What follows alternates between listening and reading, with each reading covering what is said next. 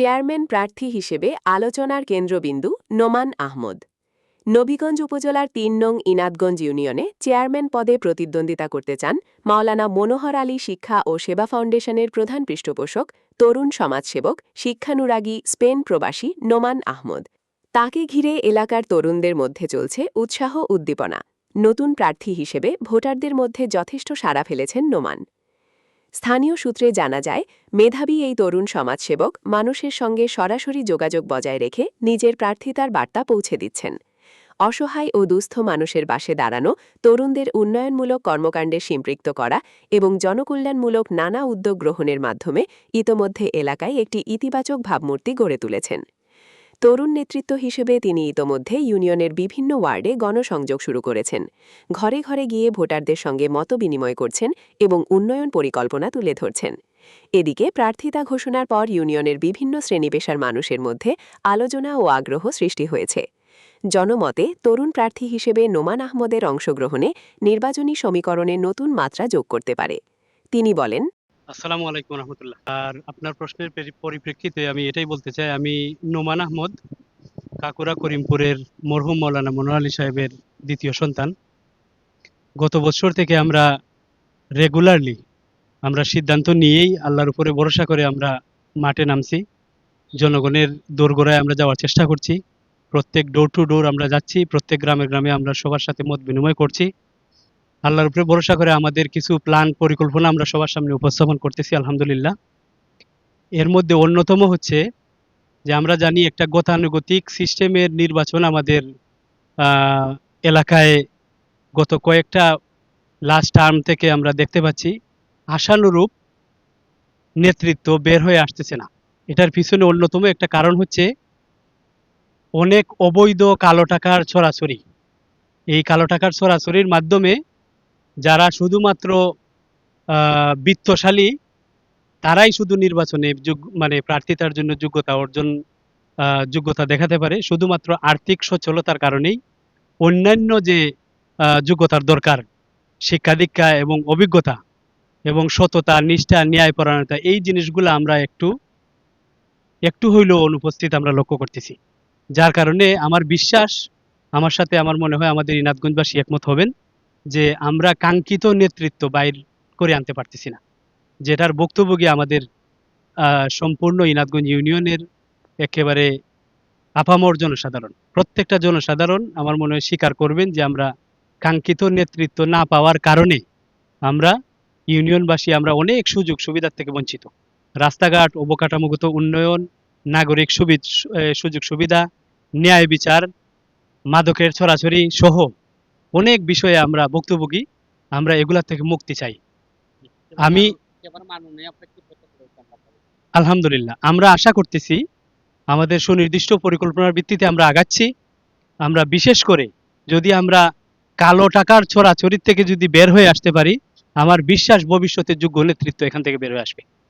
যারা শুধুমাত্র টাকার যোগ্যতায় নির্বাচনে আসবে না, সত্যিকারের শিক্ষাগত যোগ্যতা, ন্যায়পরায়ণতা, নিষ্ঠা এবং শালীনতা, এইসব নিয়ে যখন আপনার মানুষ এইসব যোগ্যতা নিয়ে যখন আসবে এবং নির্বাচিত হবে, তখন গরিব দুঃখী প্রত্যেক শ্রেণীর মানুষ কাঙ্ক্ষিত সেবাটা পাবে।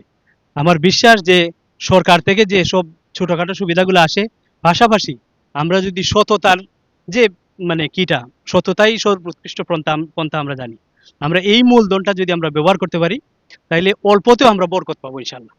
আমরা সরকার থেকে, আমাদের দেশ যেহেতু গরিব, অনেক কিছু আমরা পাই না আমরা জানি, কিন্তু আমরা যদি এটুকুর সুষম বন্টন করতে পারি, প্রকৃত যে পাওনাদার তাদের কাছে যদি আমরা পৌঁছাইতে পারি ইনশাল্লাহ, এটার জন্য দরকার আমানতদারিতা, সততা এবং আমানতদারিতা। এটার বড়ই অভাব আজকের সমাজে। আমি কোনো ব্যক্তির সমালোচনা করতে চাই না, আমি টোটাল সিস্টেমের সমালোচনা করতেছি। এই টোটাল সিস্টেমকে আমাদের পরিবর্তন করতে হবে এবং এটার উদ্যোগ আমরা আল্লাহর উপরে ভরসা করে আমরা নিতে চাই। কেউ না কেউ যেহেতু এটা পরিবর্তন করার জন্য উদ্যোগ নেওয়া দরকার, তাহলে আমি কেন নয়, এটাই হচ্ছে আমাদের স্লোগান। আমরা শুরু করতে চাই, আমরা একটা ন্যায় পরায়ণতার বীজ বপন করতে চাই। এই চারাগাছটা কেউ না কেউ আমাদের থেকে আরো বেশি যোগ্যতম মানুষ এসে এটাকে লালন পালন করবে, বড় করবে, এটার ফল ভোগ করবে ইনশাল্লাহ। আমরা আশাবাদী এবং মহান আল্লাহ রাব্বুল আলামিনের উপর আমরা ভরসা করি এবং সর্বোপরি আমাদের ইনাদগঞ্জ ইউনিয়নবাসীর সর্বস্তরের যুব সমাজ এবং মুরব্বিয়ানের দোয়া এবং সর্বাত্মক সহযোগিতা আমরা কামনা করতেছি।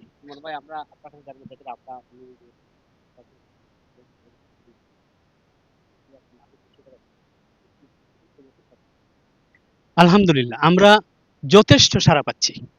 আমার একটা বিষয় আমি বারবার বলি বিভিন্ন জায়গায় ছোটখাটো প্রোগ্রামে, যে যুব সমাজ ভালো কিছু করতে চায়।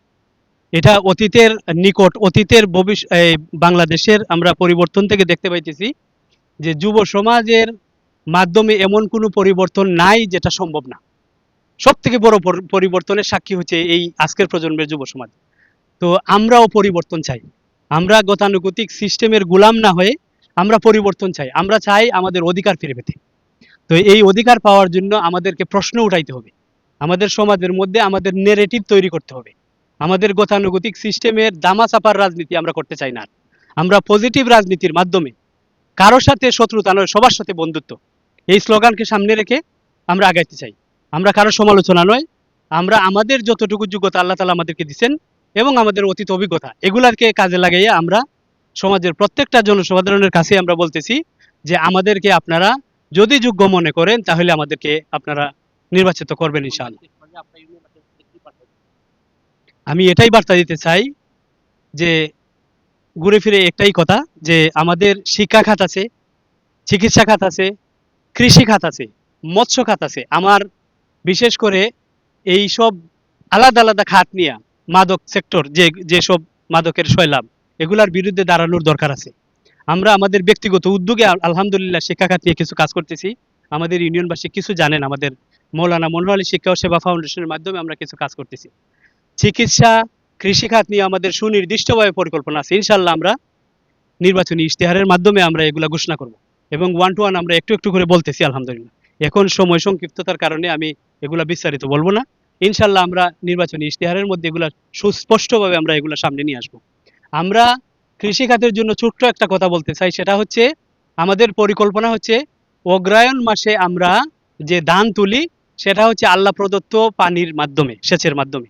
আর বৈশাখ মাসে আমাদের ইনাতগঞ্জের মধ্যে এমন কোনো হাওর থাকবে না যেখানে আমরা বুড়ো ক্ষেত অর্থাৎ বৈশাখ মাসের যে ফসলটা আমরা করতে না পারি। প্রত্যেকটা জায়গাকে আমরা চাষাবাদযোগ্য করে তুলবো ইনশাল্লাহ। যেখানে খাল আছে খালের মধ্যে কৃত্রিম বাঁধ দিয়ে হলে, অথবা যেখানে খাল নেই আমরা সেচের ব্যবস্থা করব ডিপ টিউবওয়েল স্থাপনের মাধ্যমে। প্রত্যেকটা হাওরের একটা পূর্ব সাইড আমরা উজান অংশ আছে, পশ্চিম সাইড হইলো বাটি অংশ অর্থাৎ নিচু অংশ। আমরা প্রত্যেকটা হাওরের উপরে অংশ যদি একটা বা দুইটা করে আমরা যদি ডিপ টিউবওয়েল স্থাপন করতে পারি, অথবা যদি খাল অথবা নদীর মধ্যে যদি কৃত্রিম বাঁধ দিয়ে আমরা যদি পানি সেচের ব্যবস্থা করতে পারি, আমার বিশ্বাস ইউনিয়নবাসী এটা থেকে উপকৃত হবে। আমরা যদি প্রত্যেকটা ঘরে ঘরে যদি বাতের অধিকার নিশ্চিত করতে পারি, ইনশাআল্লাহ আমাদের ইনাতগঞ্জ ইউনিয়নবাসী, আমাদের গরিব দুঃখী যারা মানুষ আছেন তাদের মানে সারা দিনের যে টেনশন, খাবারের যে টেনশন, এটা আমার মনে হয় একেবারে হাঁটুতে নেমে আসবে ইনশাআল্লাহ। আমরা এটা প্রত্যাশা করতেছি। সুনির্দিষ্টভাবে আমাদের সার সেচ প্রকল্প নিয়ে এগুলা সুনির্দিষ্ট পরিকল্পনা আছে। আমরা ইনশাআল্লাহ আমাদের যথাসাধ্য চেষ্টা করব। ব্যক্তিগত উদ্যোগে আমি একটা এক্সাম্পল স্থাপনের জন্য একটি জায়গায় হলেও আমরা ব্যক্তিগত উদ্যোগে ডিপ টিউবওয়েল স্থাপনের মাধ্যমে একটা হাওরে কিভাবে বড় চাষ করা যায় আমরা এটার উদ্যোগ নিব ইনশাআল্লাহ। এবং আমরা ভবিষ্যতে এটা ইউনিয়নবাসীকে দেখানোর জন্য আমরা এটা একটা এক্সাম্পল স্থাপন করব। এবং ভবিষ্যতে আমরা সরকারি যে অনুদান বা যে প্রণোদনা যেটাই বলেন এগুলার মাধ্যমে আমরা সরকারিভাবে আমরা সুইচ গেট স্থাপন, যেখানে ডিপ টিউবওয়েল আমাদের ব্যক্তিগত উদ্যোগে হবে না, ওইখানে সরকারি সাহায্য সহযোগিতা নিয়ে আমরা ইনশাল্লাহ এগুলা করার চেষ্টা করবো ইনশাল্লাহ।